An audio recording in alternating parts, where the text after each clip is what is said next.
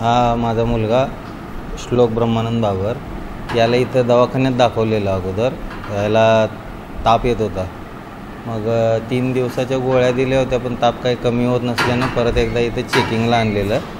चेकिंगला आणल्यानंतरनं इथल्या डॉक्टरांनी सल्ला दिला की याला ॲडमिट करावं लागेल.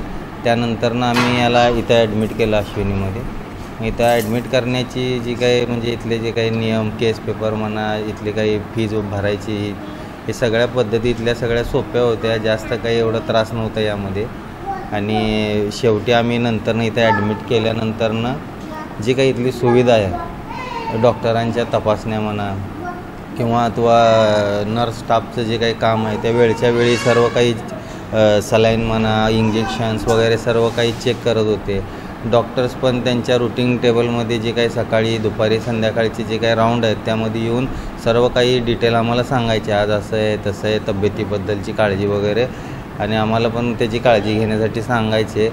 परत म्हटल्यानंतर अजून दुसरं काहीतरी इथल्या हॉस्पिटलमधली जी काही स्वच्छता आहे ही पण एकदम चांगलं आहे. या वॉर्डमध्ये एवढं काय सगळीकडे स्वच्छता टापटीप आहे. नर्सचं काम पण चांगलं आहे. डॉक्टरांची सांगण्याची जी काही पद्धत आहे इथली ती पण चांगली आहे. आणि आता एक 5 दिवस झाले आम्ही इथं याला ॲडमिट केलेलं. आज 5 दिवसानंतर हा इथून आता बरा झाला आहे आणि आता आम्ही इथून डिस्चार्ज घेतलेला आहे आणि आता आम्ही निघत आहे.